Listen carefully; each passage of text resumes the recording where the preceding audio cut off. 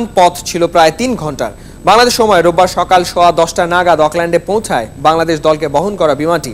স্বাগতিক নিউজিল্যান্ডের সাথে ওয়ানডে, টি-20 ও টেস্ট সিরিজ খেলবে টাইগাররা। সবার আগে ওয়ানডে সিরিজ 26শে ডিসেম্বর ক্রাইস্টচার্চে প্রথম ম্যাচ, পরের দুই খেলা 29 আর 31শে ডিসেম্বর।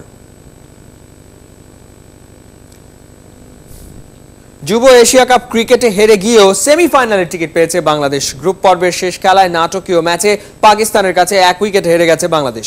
86 রান তুলতেই 3 উইকেট হারিয়েছিল বাংলা যুবারা। ব্যাটসম্যানদের নিয়মিত আসা যাওয়ায় ব্যতিক্রম ছিলেন আফিফ। বিপিএল মাতানো ক্রিকেটারের 80, সাথে রাকিবের 42, 230 রান তুলতে পেরেছে বাংলাদেশ। জবাবি ইনিংসে 4 উইকেটে 176 রান তুলে জয়ের পথে ছিল পাকিস্তান। তবে 40 রান তুলতে শেষ 5 উইকেট হারিয়েছে ওরা। সাদ খানের অপরাজিত 18 রানে অবশ্য ম্যাচ জেতা হয়নি বাংলাদেশের। দেশের ক্রিকেট উন্নয়নের জন্য সেন্টার অফ এক্সিলেন্স গড়ে তোলা জরুরি বলে মনে করেন আইসিসির এশিয়া অঞ্চলের ডেভেলপমেন্ট কর্তা আমিনুল ইসলাম বুলবুল।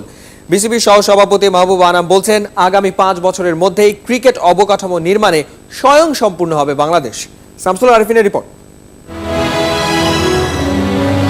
অস্ট্রেলিয়ার ন্যাশনাল ক্রিকেট সেন্টার এটি। ব্রিসবেন শহরে গড়ে উঠেছে এই সেন্টার অফ এক্সিলেন্স। এক ছাদের নিচে ক্রিকেট চর্চার সব ব্যবস্থা। ভবনের ভেতরে রয়েছে জিম, সুইমিং পুল। ভবন ঘিরে আছে অনুশীলন ও ম্যাচ খেলার 2টি মাঠ। মাঠে বৈচিত্র্যময় উইকেট আছে প্রায় 100-র উপরে। আছে নিউট্রিশন সেন্টার। 2015 বিশ্বকাপের আগে এখানেই কন্ডিশনিং ক্যাম্প করেছিল বাংলাদেশ। আইসিসির ডেভেলপমেন্ট অফিসার সাবেক ক্রিকেটার বুলবুল বলছেন, দেশে এমন সেন্টার গড়ার সময় এসেছে। হাই পারফরমেন্স ট্রেনিংটা কিছুমাত্র খেলোয়াড়কে নিয়ে শুধুমাত্র কেন্দ্র করে যে কাজটা করা হয়, এটা it can be a part of academy, but একাডেমিটা বন্ধ করা আমাদের উচিত হয়নি।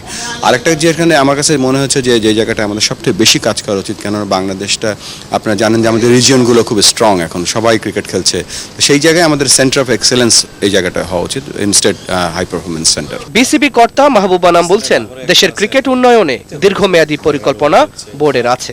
আমরা যদি মনে করি যে আমরা অস্ট্রেলিয়ার সমতুল্য ফ্যাসিলিটি দিতে পারবো, তাহলে আমি মনে করি যে সেটা আসলে সম্ভব নয়। আমাদের একটা সবচেয়ে জিনিস চিন্তা করতে হবে যে বাংলাদেশে সব কিছুই আমরা মাল্টিপল ব্যবহার করা প্রয়োজন। আপনি জানেন যে আমাদের স্টেডিয়ামের পাশে একটা সুইমিং পুল রয়েছে, যেটা সম্পূর্ণভাবে সুইমিং ফেডারেশনের অধীনে কিন্তু সম্পূর্ণভাবে ব্যবহৃত হয় না।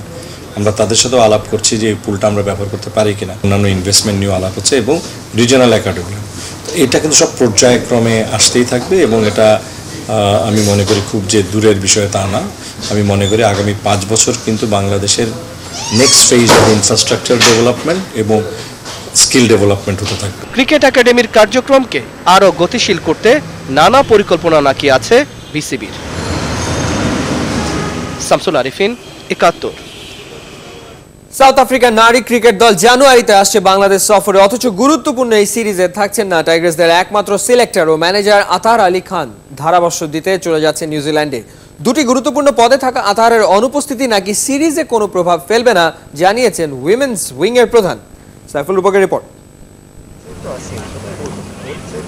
গেল বছর নিরাপত্তার কারণে ঢাকায় আসেনি অস্ট্রেলিয়া ক্রিকেট দল। একই অজুহাতে বাংলা সফর স্থগিত করেছে দক্ষিণ আফ্রিকার নারী ক্রিকেটাররা। তবে ইংল্যান্ডের বাংলা সফরে সাহস পেয়ে এই জানুয়ারিতে আসছে দক্ষিণ আফ্রিকার প্রমিলারা।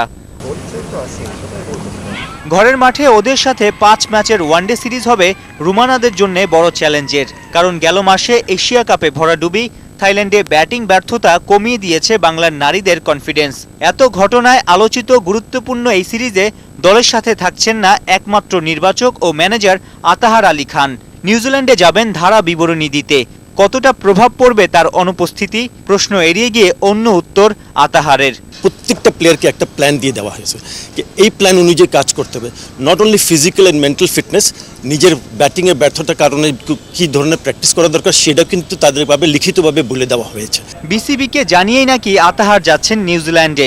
তাহলে প্রশ্ন, ব্যস্ত এই সাবেক ক্রিকেটারকে কেন নারী দলের গুরুত্বপূর্ণ 2 পদে রেখেছে তারা? এর মধ্যে আবার ক্যাম্প শুরু হয়েছে হেড কোচ ডেভিড ক্যাপেলকে ছাড়া। বিসিবির কাছে নাকি এগুলো কোনো সমস্যাই না। ওর কাজটা শেষ করেই ও যাচ্ছে আর কি, ইয়েতে কমেন্ট্রিতে, তাতে কোনো টিমের এফেক্ট হবে না।